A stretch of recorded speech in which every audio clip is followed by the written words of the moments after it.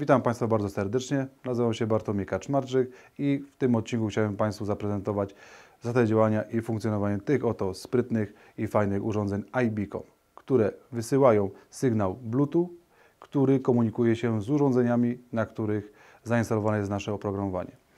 Zasady działania tych urządzeń pozwolę sobie przedstawić na podstawie działania latarni morskiej, która wysyła sygnał świetny w przestrzeń, dzięki któremu statki będące na wodach są w stanie lokalizować się w danej przestrzeni.